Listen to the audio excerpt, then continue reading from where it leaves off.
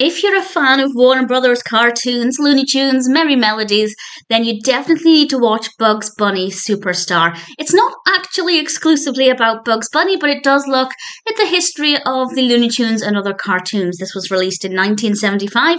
It's a documentary directed by Larry Jackson, and it says it's narrated by Orson Welles, but there are two things here. One, that's not extensively the case. According to Wikipedia, the audio recording of Wells's narration was actually terrible, and apparently it had been recorded incorrectly, so there wasn't a lot of quality audio to use.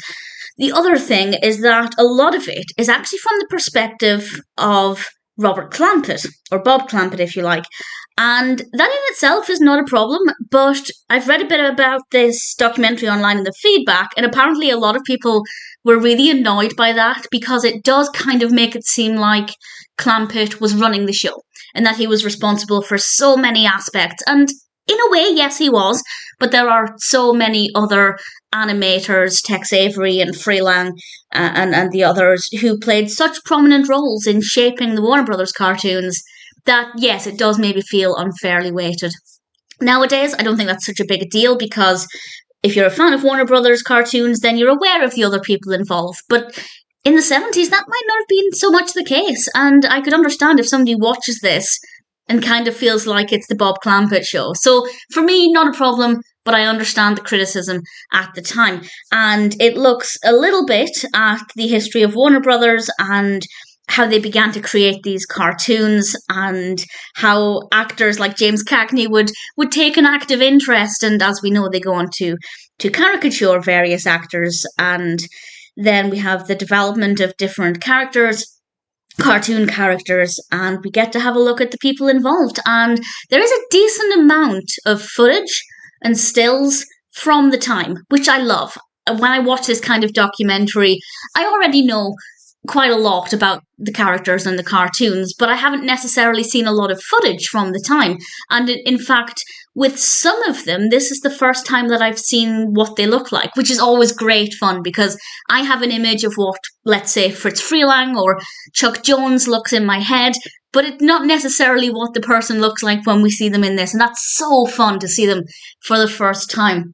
And of course, we get cartoons in this. There are 9 Warner Brothers, Merry Melodies and Looney Tunes cartoons in this, and we do have a nice variety of characters. We have Sylvester and Tweety, and there's a nice story in this about how Tweety came to get his feathers, because the very early versions of Tweety, it was a beige little bird, and he didn't have the bright yellow feathers, and I don't know if Tweety would have gone on to be quite as popular had the animation design not changed very much. So there are some interesting things in this. The cartoons are really fascinating. I don't think we needed the full cartoons. We do get the cartoons either completely in full or pretty much in full. And I think it would have been better if we had a lot more clips, but only small selections or small sections from each of them to have a wider selection and a bigger overview to illustrate what was being said. So as a point for improvement, they definitely could have edited in a lot more clips and had a bigger variety. But at the same time, I did enjoy the cartoon selection, and there were a couple of personal favourites in there, so I can't complain too much. In general, I'd say it's pretty impressive. If you're a Warner Brothers cartoons fan, then Bugs Bunny Superstar is definitely worth checking out. Some really good footage from the time of the animators and some nice little snippets of history. We get to see some of the animations and things, or the stills for the animations and the cells, and a little bit of history. If you're interested in animation history, as I am, there are some good facts shared as well. There is some room for improvement, and I do understand the criticism that it does at times feel like the Bob Clampett show, but I didn't mind that personally, and I really rather enjoyed it. Bugs Bunny Superstar is definitely worth checking out.